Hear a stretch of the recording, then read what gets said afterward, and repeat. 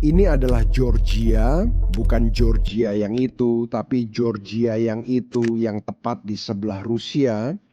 Tempat ini tidak baik, seperti Ukraina. Warga di sini sudah protes selama 310 hari berturut-turut. Secara teknis, mereka memprotes tentang satu undang-undang baru yang sedang coba disahkan oleh partai pro-Rusia. Namun pada kenyataannya, protes ini sebenarnya tentang Vladimir Putin yang mencoba mencaplok Georgia secara politik. Selama bertahun-tahun, Georgia jadi kandidat terkuat di Eropa untuk masuk Uni Eropa. Namun selama beberapa tahun terakhir, pemerintah yang berkuasa secara aktif menyeret negara ini menuju Kremlin. Itulah sebabnya protes sekarang semakin besar dan meluas.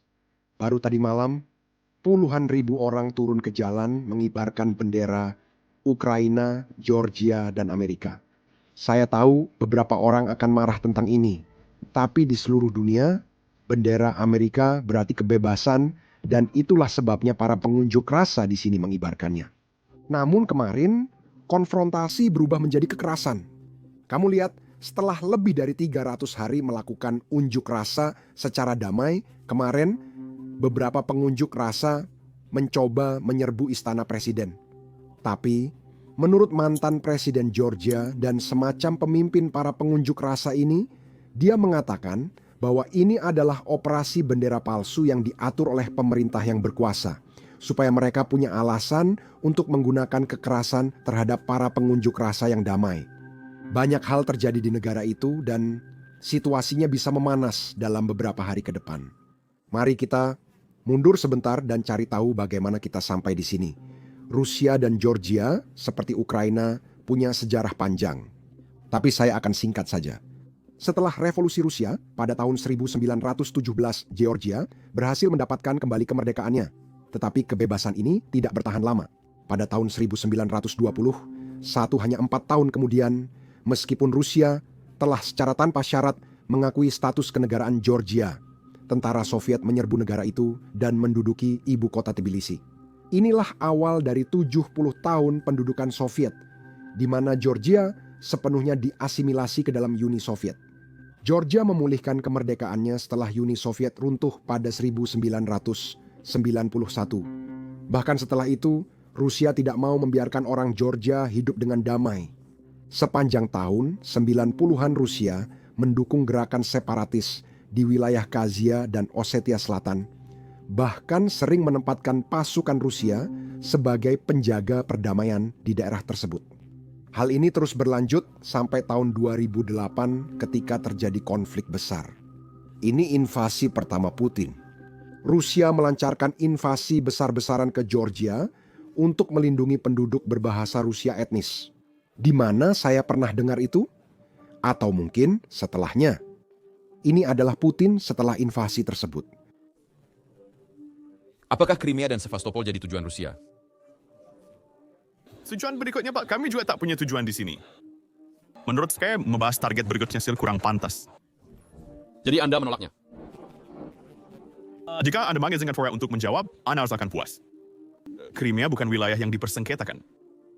Tidak terjadi konflik etnis di sana, berbeda dengan Osetia Selatan dan Georgia. Dan Rusia udah lama mengakui perbatasan Ukraina modern. Secara keseluruhan, kami telah menyelesaikan pembicaraan kami tentang perbatasan. Masalah demarkasi masih ada, tapi ini hanya soal teknis.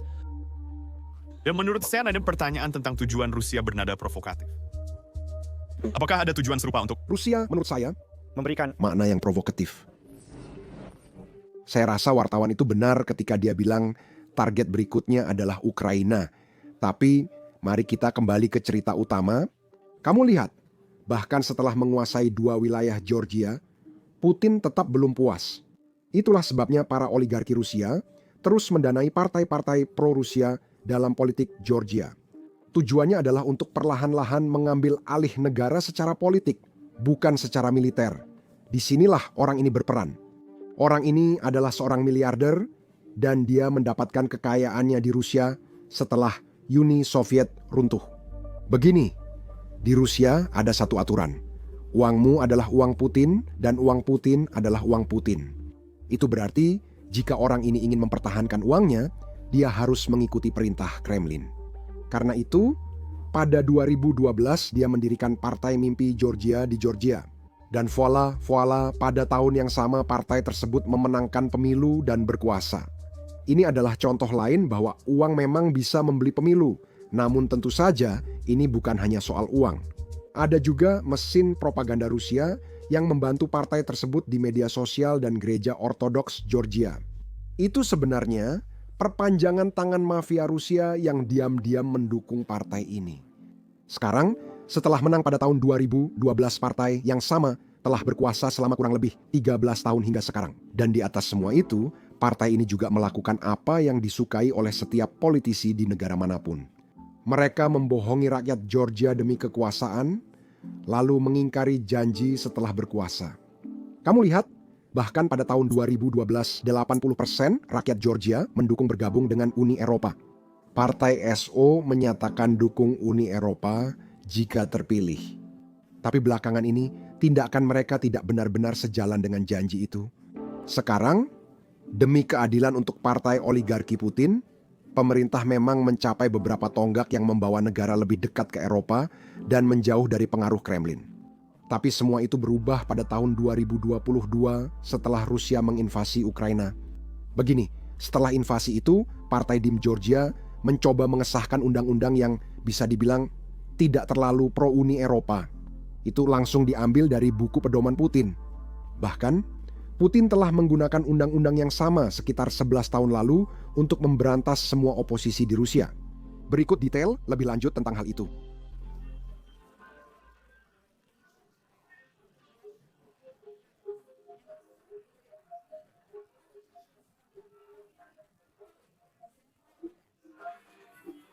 Rancangan undang-undang tersebut mewajibkan lembaga swadaya masyarakat atau media independen yang menerima lebih dari 20% dana dari luar negeri untuk mendaftar sebagai organisasi. Kutipan yang membawa kepentingan kekuatan asing, dengan kata lain agen asing, mereka juga akan diawasi oleh Kementerian Kehakiman Georgia dan bisa dipaksa untuk membagikan informasi sensitif atau menghadapi denda yang besar.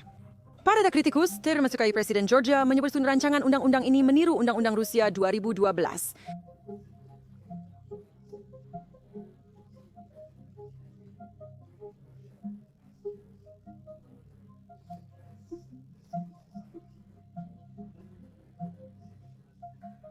Perdana Menteri Georgia menuduh lembaga swadaya masyarakat berusaha melakukan 2 revolusi di negara tersebut. Partai Georgia Dream yang dipimpinnya berpendapat bahwa rancangan undang-undang ini akan meningkatkan transparansi pendanaan asing dan membantah bahwa Rusia berada di balik undang-undang tersebut. Ainemis partai oposisi ina pengunjuk Renard Nianami Pershenin. Rusifikasi Georgia masih berlangsung. Mereka ingin mendirikan kediktatoran Rusia di sana. Sayangnya anggota parlemen Georgia terlibat menjalankan kebijakan Rusia selama bertahun-tahun. Bahasa dalam undang-undang itu dibuat untuk menstigmatisasi oposisi seakan melayani kepentingan asing. Hukuman bagi yang gagal mendaftar bisa sangat berat, mulai dari denda pidana sebesar $3.600 hingga hukuman penjara maksimal 5 tahun. Bahkan pelanggaran kecil seperti tidak mengajukan laporan keuangan dapat memicu denda atau hukuman penjara 6 bulan. Ini bukan soal transparansi karena pemerintah mengklaim bahwa lembaga swadaya masyarakat sudah diwajibkan untuk mengungkapkan pendanaan mereka kepada pejabat pemerintah. Rancangan undang-undang ini bertujuan memberi Kementerian Kehakiman kewenangan meminta informasi pribadi individu yang bekerja di organisasi-organisasi tersebut.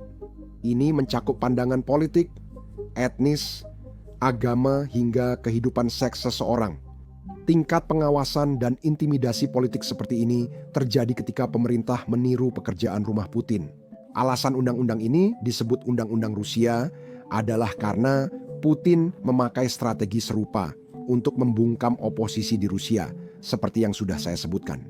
Hampir 1 dekade yang lalu, ketika menghadapi protes massal setelah pemilu Duma 2011, Kremlin mulai secara sistematis merancang undang-undang yang bertujuan untuk mengintimidasi dan memberantas oposisi masyarakat sipil. Kalian bisa tebak siapa di balik undang-undang ini? Itu adalah Perdana Menteri Rusia yang terkenal, Vladimir Putin.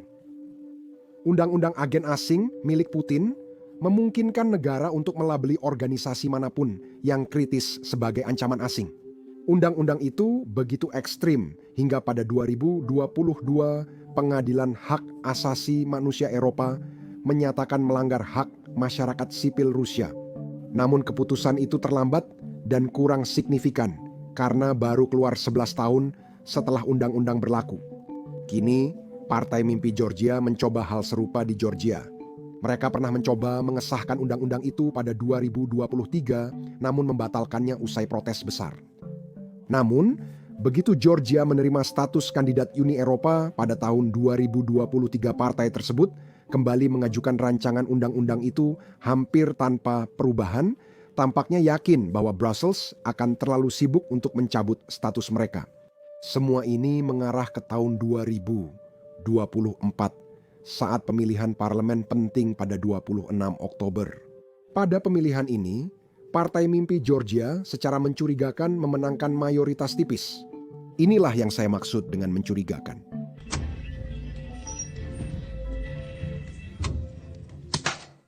Orang-orang acak di seluruh negeri hanya memasukkan beberapa surat suara ke dalam kotak suara dan tidak ada yang benar-benar menghentikan mereka.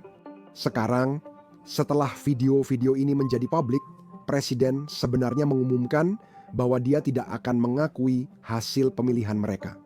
Lalu, tebak apa yang terjadi? Partai Mimpi Georgia langsung memecat presiden karena di Georgia, presiden sebenarnya dipilih oleh parlemen, bukan oleh rakyat. Jadi mereka langsung mengadakan parlemen baru di mana partai tersebut memiliki mayoritas dan mereka menunjuk presiden baru. Seolah-olah semua ini belum cukup buruk. Sebulan kemudian, pada 28 November 2024 pemerintah mengumumkan penangguhan semua pembicaraan bergabung dengan Uni Eropa hingga 2028. Keputusan ini memicu protes besar dari masyarakat. Seperti yang saya sebutkan, 80% warga Georgia ingin negaranya bergabung dengan Uni Eropa. Langkah tersebut bertentangan langsung dengan keinginan rakyat dan juga dengan apa yang tercantum dalam konstitusi Georgia. Mereka memiliki undang-undang yang tercantum dalam konstitusi yang menyatakan bahwa negara tersebut harus bergerak menuju keanggotaan Uni Eropa. Protes-protes ini masih berlangsung hampir setahun kemudian dan baru-baru ini kembali meningkat. Namun, Partai GD telah bekerja sama dengan Kremlin untuk memadamkan keinginan rakyat melanjutkan protes. Ini adalah sesuatu yang saya bicarakan dengan Profesor Michael Clark yang sebenarnya mengunjungi Georgia awal tahun ini. Mari kita dengarkan cuplikan tersebut. Jadi gerakan ini sebenarnya sangat kuat, tetapi pemerintah Georgia tahu bagaimana cara menutup gerakan-gerakan seperti ini. Maksud saya ada teknik penindasan baru, yaitu dengan membuat orang sangat sulit dan mahal untuk melakukan protes. Bermaksud kehilangan pekerjaan, kehilangan akses ke layanan sosial. Anak-anak mereka menderita, keluarga mereka juga menderita. Anda tahu, itu hampir tidak ada, tak perlu menangkap dan menyiksa seorang seperti Assad di Suriah. Dia melakukan itu selama bertahun-tahun. Maksud saya penindasan yang benar-benar brutal. Sekarang ada cara-cara berbeda untuk melakukannya dengan menggunakan media sosial. Justru mempersulit orang Islam untuk protes dan hanya memperpanjangnya. Itulah yang terjadi di Georgia. Mereka terus menutupnya dengan lebih banyak undang-undang. Orang Rusia sudah melakukan ini selama sekitar 20 tahun. Kamu tahu, lebih banyak undang-undang, dan kamu terus saja menerapkan undang-undang itu. Cukup masuk akal. Cukup terapkan undang-undangnya. Kamu tak menyiksa, hanya menjalankan aturan. Sigur berada di penjara, 2 minggu di penjara, tak perlu memukuli mereka, cukup 2 minggu di penjara. Bulan berikutnya kamu di penjara 2 minggu lagi, kehilangan pekerjaan, lalu apa yang kamu lakukan? Anak-anakmu juga menderita. Itulah yang mereka lakukan, mereka menutup oposisi. Jadi kelompok-kelompok yang muncul di tempat seperti Georgia, saya sangat prihatin pada mereka, biasanya adalah orang-orang muda yang belum menikah. Mereka tidak punya keluarga yang harus dikhawatirkan, mereka juga tidak punya karier besar yang harus dipikirkan. Ada sebenarnya karena dalam arti tertentu mereka bisa menoleransi tekanan yang dialami orang-orang. Jadi kamu tidak mengharapkan kejadian seperti di Nepal terjadi di Georgia? Saya berharap itu terjadi, tapi saya tidak ingin para pengunjuk rasa di Georgia untuk mereka membawa kekerasan pada diri sendiri dan dia sangat berani. Masalah seperti ini terjadi di Nepal dan tempat lain. Jadi saya melihat di banyak masyarakat dunia, termasuk Argentina, ada banyak Gen Z yang bermunculan. Karena mereka sangat marah dengan pemerintah dan mereka marah karena saya akan bilang karena alasan yang berbeda, tapi mereka marah karena pemerintah sangat tidak berguna. Dalam kasus Georgia, mereka marah karena pemerintahnya represif dan condong ke Rusia.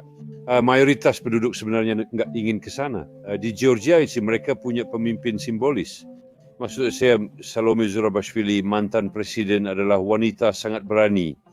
Dan Salome Zurabishvili masih berdiri sebagai simbol perlawanan. Seolah-olah pemerintahan mengerikan ini dijalankan oligarki kayak atas nama Moskow. Di ekonomi jadi dia adalah sebuah simbol. Dan itu memberikan suatu tatanan dan kerangka konstitusional tertentu bagi aksi protes tersebut. Saya harap mereka bisa melakukannya dengan baik. Jika situasinya menjadi kacau dan penuh kekerasan, maka kemungkinan besar mereka tidak akan menang karena pemerintah memiliki begitu banyak alat represif yang bisa mereka gunakan. YouTube baru saja membuat pengumuman yang mengejutkan. Mereka membayar kreator sebesar $64 juta per hari. Kenapa? Karena YouTube tidak memiliki cukup kreator. Itulah mengapa kamu melihat video di beranda yang jumlah penontonnya kurang dari 1.000, seperti yang satu ini. Tentu saja, ini tidak berarti semua orang harus mulai membuat channel. Tapi kalau kamu pernah berpikir untuk memulai channel YouTube atau channel tanpa wajah, sekarang adalah waktu yang tepat. YouTube membayar para kreator jutaan dolar setiap hari, dan sekarang lebih dari sebelumnya, YouTube mendorong channel-channel baru dan kecil. Saya yakin kamu punya banyak pertanyaan tentang cara memulai dan mengembangkan channel. Seringkali kami mendapat pertanyaan lewat email dari kalian. Itulah sebabnya kami memutuskan untuk mengumpulkan semua saran YouTube kami ke dalam satu video YouTube secara gratis. Jadi, jika kamu tertarik untuk memulai channelmu sendiri, kamu bisa menonton video itu di YouTube dengan mengklik tautan di deskripsi atau kartu di layar kamu.